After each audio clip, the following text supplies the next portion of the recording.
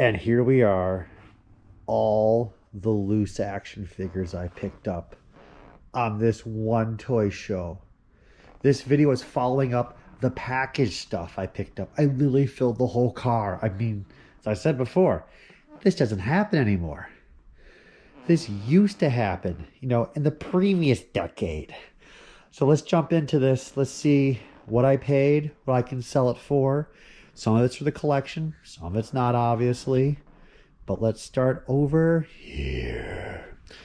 So one deal I picked up is this giant pile of corpses. There are some earlier Joes with some damaged issue, broken crotches, broken thumbs. Some people sell the limbs online individually. I really just wanted the earlier Joes to see if I can fix up some of my other dead Joes. And I was going to bounce off the rest of the stuff. There wasn't any really accessories for them. The person knew what they had. But if I just take out the key ones I need, then just dump the bodies. And I paid, I think, it's been a while now. It's been a few days, but the brain's just like, I think I paid $40 for everything, which you can't go wrong. And they just bounce them out, make a little bit of money, fix up your own Joes, and sell those for a decent amount because they're the early Joes. And of course, some other Joes like this guy from Tiger Force, Duke, broken crotch, which is normal for those guys. I picked up a Water Demon Stomper. My favorite Stompers are the Water Demons, not the basic series. I love that commercial where they're underwater. I haven't seen it since I was a child, but like anything that lit up and went underwater got me excited. Have a Street Shark, Moby Lick. I have another Street Shark. They got some pretty much decent wear, but I can clean this white up, and I'll probably get about $25 for him. He's iffy. He's not so popular based upon the metallic armor later series, not with the main three in their original deco. I'll probably get about $15. For mods for my pocket, I got the Wendigo in second series orange color still in the package. I think I paid $20. I am a mods for my pocket collector. I don't think I have a sample of second series serial promo. I think it's Shreddies. Keeper, obviously. I don't think it's worth much more, but I'm not totally in tune with the mods for my pocket market. Frieza, later series, I believe to be Jax. I should know, but I'm just not 100% sure these days. And no time to check right now on camera. $5. Absolutely, especially the tail. This figure, I actually would have no clue until a few days prior to the show. I was looking up SSP Kenner cars, and this figure came up, and I was like, I'm going to make sure to remember that brown belt and everything. And then, of course, one showed up. $5. Resale value, I think, was around $25, $30. Sounds great. This pile, plus some other stuff behind me, which I'll get into a little bit later, was $100. Now, they are pretty much beat up. It was a spur-of-the-moment purchase. You look in the box, you have two people breathing down your neck. You just say yay or nay, and you pick it up for $100. I did. It was not spectacular as I thought, but still, rule number one, when in doubt, buy them out, because if you're wrong, most likely you'll just get your money back. So take the gamble, and I did. And it didn't pull out as completely as I thought it would be. But overall, I mean, I'll still get 100, 150, maybe a little bit more. But there's some other stuff behind me I'll show you as well.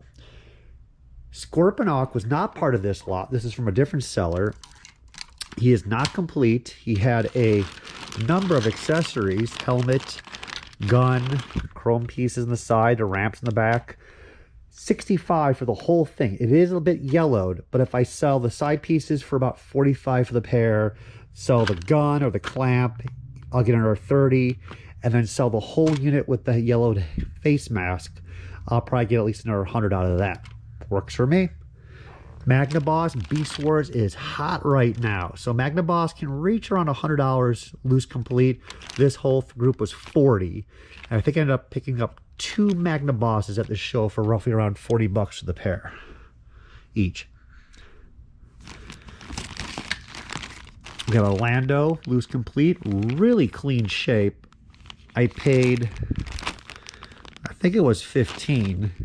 And it might be gradable. It's one of those, like, I think it's gradable, but when you get home, we'll really find out if it's gradable. Tier, no accessories, $5. Ankylosaurus Dino Riders armor and harpoon, not mega money, but I paid $3. A Micronaut figure that's not shattered with tight limbs, I know. Missing the foot, I could probably get about 15, maybe push 20 because it has the tight limbs still. This was Funky Doodles. Metal Mutant Shredder. It's not a rare figure, uncommon, but when you usually find these figures, it's just like this. No armor, but $1. And I can sell that with a little bit of paint wear there for about 20. Paid, I believe, 15 for Skyhammer with the mask and some paint wear, with a little gold guy driving, and no one's broken. And I will not even mess with this. Like, I have this urge just to push this little toe down and even it out, just to be a little OCD, but no, because if I touch that, it'll shatter. This was a little amusing. I wonder whose fancy looking jacket you're wearing, Mr. Havoc. Yep, that's Bulletproof from Cops. The jacket I can probably actually get about $25, $30 for because everyone's missing his jacket. The Havoc figure, $3. But overall, this was $6, so can't complain. Crystar, Basic Warrior, a difficult figure to get. It really is. This was, I think, $5. I can probably sell this for $20. I'm a little off in the Crystar market. These are those days where you think you know the market, and then 6 months later, you don't know the market. Very rare, exceptionally rare in any toy show. You can rarely find this item. Yes, this just fell out of my backpack. 2-day show, so you got to have that because, as I said, it's a rare item. These G.I. Joe parts, large bag of vehicle parts, and some figure accessories. I can't tell if anyone's loose or complete. Well, I can tell if they're loose, obviously. And some paperwork, backer cards, pamphlets. And then this whole, horrible camera shadow there. This whole tray and case was $200. Same thing. I'm purchasing it. I'm looking it over. The price is $200. And I have one other person right behind me literally about to say, I'll buy it. So you can't have the time to spend going through each and every figure being like, is it complete? How much is it? Is it broken? So you just kind of go, yeah. So I think it'll pan out. We have a Cover Girl, Torpedo, the twins. Resale value, again, I still haven't gone through it. I just unpacked this stuff out of the car. I'm guessing at about $400, which is just fine. If you can double up on anything, that's great. Especially these days when every collector's a dealer and every dealer's a collector. I got a black hole banner. I have never seen this banner before. A little bit of creasing on it, but this is so cool. I wonder how this was sold because I don't remember banners like this being like sold in stores, or at least probably was at some stores. Perhaps it was only sold at Disney. I really don't know. It was $20. It's a great piece. This is like one of those symbolic pieces of the 70s, like banners like this. They don't make that anymore.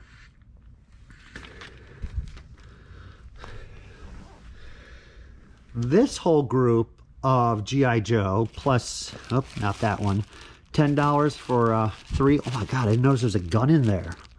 Dude.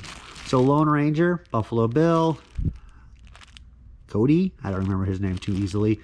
Gabrielle produced these. I'll keep the gun now. You could probably sell all 3 for about $30 and keep the gun. Sounds great. But this whole group, not including that, was $250. And there's a lot of first series figures here with accessories, let alone their vehicle. I think that was a fantastic price. And I really appreciate the guy selling these pieces to me at such a great price because it's been tough. It's been tough to get stuff. And again, I'm not trying to oversell it. I have not had this much material purchased at a show in years. So I'm still like just, He was from a friend of the guy. I paid $20 for him for the Vitoll Hurricane Pilot. So you guys get the idea of how much material is in there. I can't even estimate the value of that right now, but I mean, over 500, 600. It just depends on like broken thumbs on the early 81, 82 characters. You know, it takes some time to chew through it. Got a little Rulon. I love Dino Riders. This is a Rulon. I think this is actually Sting from the Ankylosaurus, if I could be wrong. I army build Rulons because I figured out a while back everyone loves to army build, but mostly Cobra Troopers, Crimson Guards, Stormtroopers, things that end up being a lot of money. But with Rulons, and of course my passion for Dino Riders, nobody's army building them. So for the last 20 years, I just keep buying and buying and buying. Currently, I'm over 500 Rulons. Rule of thumb, if it's under $2, pick it up. Legos, vintage, parts and pieces, space, 80's, classic. It was $20 for the whole group. Lego stuff is a little more difficult to sell, even if it's vintage parts. People just still don't want to pay. I'm probably gonna get 40, maybe 50. Backtracking, we have Bakugan. My grandmother always said back in the 70s, whenever you see Bakugan, just pick it up. Bakugan's the future. I think she said that. I might be confused. But the whole bag, I think, was $3, and it pretty much is a rule of thumb for Bakugan. Pick them up. Just whenever you see these guys, pick them up. They take up very little space.